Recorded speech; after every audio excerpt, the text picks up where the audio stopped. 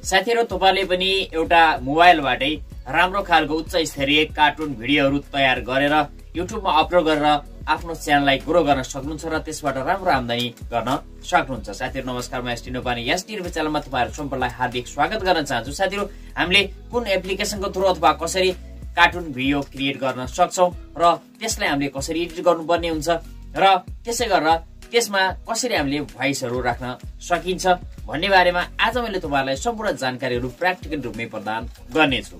साथीहरु सबैभन्दा पहिला तपाईले एउटा एप्लिकेसनलाई इन्स्टल गर्नुस् भन्ने मैले देखाइरहेको छु। अब साथी एप्लिकेसन यसरी खोल्नुहोस्। तपाईले यो एप्लिकेसनको लागि डाटा वा वाइफाई लाई अन गर्नुपर्ने हुन्छ। साथीहरु खुलिसके तपाईको अगाडि यस्तो खालको इन्टरफेस यहाँनिर देखिएर आउनेछ। अब तपाईले यहाँनिर चुज इन्भाइरोमेन्ट भनेको चाहिँ यहाँनिर विभिन्न इन्भाइरोमेन्टहरु यहाँनिर देखाइएको छ। यसरी तपाईले कुन यहाँनिरको यो ब्याकग्राउन्डमा क्रिएट गर्न चाहनुहुन्छ कार्टुन भिडियोलाई त्यो ब्याकग्राउन्डलाई यसरी क्लिक गर्नुहोस्। क्लिक गर्दाबित्तिकै तपाईको अगाडि पुनः यस्तो खालको इन्टरफेस आउनेछ र यहाँनिर चुज क्यारेक्टर भनेर देखाइनेछ। चुज क्यारेक्टरमा यहाँनिर तल दुईटा देखाइएको छ। यहाँनिर एड क्यारेक्टर पनि गर्न सक्नुहुन्छ तपाईहरुले। यहाँनिरबाट एड गरेर तपाईले यहाँनिर एड गर्नका लागि यहाँनिर क्रेडिट प्लस गर्नुपर्ने हुन्छ। सुरुमा तपाईको 30 क्रेडिट आएको होला, माथि यहाँनिर 25 क्रेडिट अझै यहाँनिर रहेको छ। येलो गरिदिनु होला साथीहरु। येलो गर्दाखेरि यहाँ 3 जना देखिएका छन्। यसरी यसलाई तपाईले तान्न सक्नुहुन्छ। माथि क्लिक गर्नु होला यसरी 3 जना यहाँ आएका छन्। अब आइसकेपछि साथीहरु यहाँनिर यता साइडमा सुटिङ भन्ने अप्सन रहेको छ, तपाईले देख्न सक्नुहुन्छ। यसमा क्लिक गर्नुहोस्। अब साथीहरु यसमा जाँदाबित्तिकै यहाँनिर तपाईको यस्तो खालको देखिएको छ। अब तपाईले कुन क्यारेक्टरलाई कहाँ राख्ने त्यो तपाईले सेट गर्न सक्नुहुन्छ। यहाँनिर यस्तो अप्सन देखिएको छ। यसलाई तपाईले यसरी घुमाउन सक्नुहुन्छ मजाले। कुन साइडतिर घुमाउन चाहनुहुन्छ यसरी लोकेसनलाई तपाईले घुमाउन सक्नुहुन्छ। त्यसैगरी यहाँनिर अर्को छ, तपाईले यसलाई कहाँ लैजाने हो यसरी क्यारेक्टरलाई यसरी लिएर जान सक्नुहुन्छ। त्यसपछि यहाँनिर साइडमा दिएको छ विभिन्न यहाँनिर अप्सनहरु रहेका छन्। स्माइल देखि लिएर विभिन्न रहेका छन्। जस्तै मैले यहाँनिर क्यारेक्टर यता घुमाउने छु। यसरी यता घुमाइसकेपछि जस्तै यहाँनिर विभिन्न अप्सनहरु तपाईले देख्नुहुनेछ। यी अप्सनहरुलाई तपाईले यहाँनिर चलाउन सक्नुहुन्छ। त्यसैले नेक्स्ट क्यारेक्टरमा तपाई जान चाहनुहुन्छ भने यहाँ साइडमा यो चिन्ह देखाएको छ, यसमा जानुहोस् र पुनः नेक्स्टमा जानुहोस्। यसरी अर्को भएको ठाउँमा यसरी पुग्नेछ र पुनः यसमा तपाईले कुन ठाउँमा जान चाहनुहुन्छ त्यो गर्नुस् र यहाँबाट तपाईले सेट गर्न सक्नुहुन्छ। अब तपाईले जुम गर्नका लागि यहाँबाट गर्न सक्नुहुन्छ। यसरी जुम र जुम आउट यसरी गर्न सक्नुहुन्छ।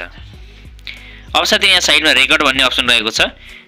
तपाईले रेकर्डलाई क्लिक गर्नु होला। रेकर्डलाई गर्दाबित्तिकै हाम्रो यहाँ सुरु हुनेछ। अब तपाईले यहाँबाट कुन एक्सप्रेसन दिन चाहनु भएको छ, नर्मल यहाँनिर बोलिरहेको अथवा स्माइल यहाँनिर हाँसेको अथवा एङ्ग्री यसरी यहाँ विभिन्न देखाएको छ। यसलाई चाहिँ चुज गरिदिनु होला र आफ्नो तरिकाले भिडियोलाई यसरी सुट गर्नुहोस् साथीहरु।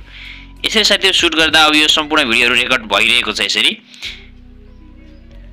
अर्को क्यारेक्टरमा जान पुनः यहाँ जानुहोस्, पुनः अर्को क्यारेक्टरलाई चुज गर्नुहोस् र यो क्यारेक्टर बोलेको तपाईले यसरी बनाउनुहोस् र पुनः यसरी जानुहोस्। अब यसरी तपाईले सम्पूर्ण कुराहरु सेट गरिसकेपछि साथीहरु अब यहाँनिर तपाईले के गर्नुपर्ने, यहाँनिर विभिन्न अप्सन पनि रहेका छन्। यहाँनिर जम्पिङ देखि लिएर विभिन्न अप्सन यहाँनिर राखेका छन्। यहाँनिर रेसिङहरु, त्यसपछि यहाँनिर विभिन्न यहाँनिर राख्न सक्नुहुन्छ तपाईहरुले यसरी।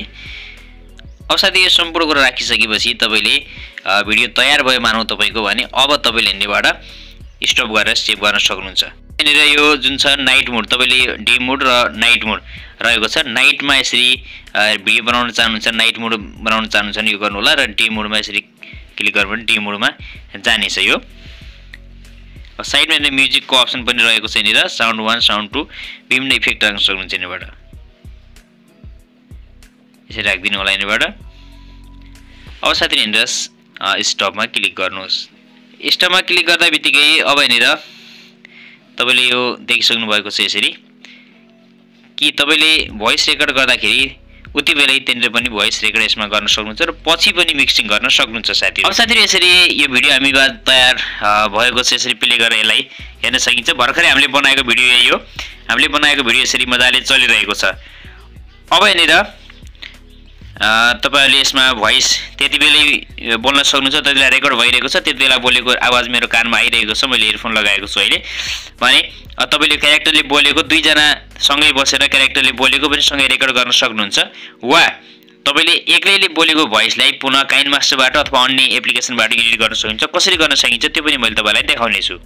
साथीहरु त्यति गरिसके तपाईँ आफ्नो काइन मास्टर अथवा कुनै पनि एउटा एडिटर भित्र जानुहोस् यहाँनिर न्यू प्रोजेक्ट गर्नु होला त्यहाँनिर क्रिएटमा क्लिक गर्नुहोस् र सो भिडियोलाई यहाँनिर लिएर आउनुहोस् एक्जाम्पलको लागि ल्याइसकेपछि हाम्रो अगाडि यस्तो खालको इन्टरफेस देखिएको छ एकदम एचडी क्वालिटीमा भिडियो आएको छ जस्तै तपाईले कहाँनिर बोलेको बनाउन चाहनु भएको छ जस्तै यहाँनिर छ भने रेकर्डमा जानु होला यहाँनिर रेकर्डमा गइसकेपछि क्लिक गरेर तपाईले यहाँबाट बोल्ने कुरा रेकर्ड गर्नुहोस् गरिसकेपछि पुनः तपाईले यो आफ्नो भोइसमा क्लिक गर्नुहोस् र यहाँनिर अलिकति तल आउनुहोस् माथि यहाँनिर तपाईले भोल्युम भन्ने अप्सन नयाँ पाउनुहुनेछ मिक्सर भन्ने रहेको छ यसमा क्लिक गर्नुहोस् क्लिक गरेपछि तपाईले यसको आवाजलाई मोटो मसिनो विभिन्न कुराहरू गर्न सक्नुहुन्छ इक्वलाइजरलाई मिलाउन सक्नुहुन्छ जस्तै यहाँनिर पिचलाई तपाईले घटाउनु भयो भने मोटो आवाज आउनेछ भने पिचलाई बढाउनु भयो भने मसिनो खालको आवाज आउनेछ साथीहरु यसरी तपाईले आवाजहरूलाई सेट गर्नुहोस् त्यसै गरेर अर्को क्यारेक्टरकोमा लैजानुहोस् एरोलाई अथवा त्यो ठाउँमा पुर्याउनुहोस् भिडियोलाई र पुनः त्यही तरिकाले रेकर्ड गर्न सक्नुहुन्छ साथीहरु सबैभन्दा राम्रो भनेको तपाईले भिडियोलाई जति बेला रेकर्ड गरिरहनु भएको हुन्छ एप्लिकेसनकै थ्रु त्यति बेला नै तपाईले आवाज दिनुभयो भने अझ बेटर हुनेछ साथीहरु तर ब्याकग्राउन्ड म्युजिक यदि तपाईले दिन चाहनुहुन्छ भने काइन मास्टर यस एप्लिकेसनबाट अथवा क्यापकटबाट पनि तपाईले गर्न सक्नुहुन्छ जुन तपाईलाई सजिलो लाग्छ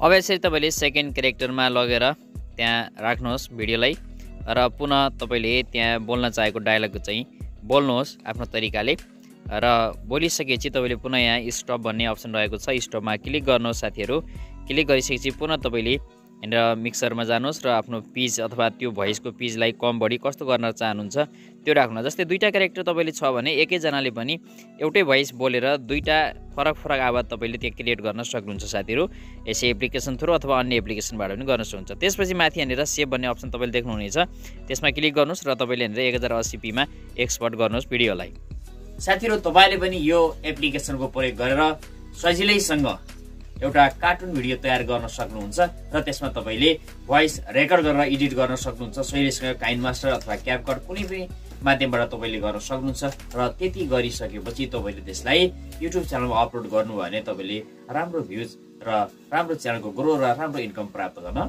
सक्नुहुन्छ हवस् त आगामी नयाँ भिडियोमा पुनः भेट्नुहुनेछ धन्यवाद।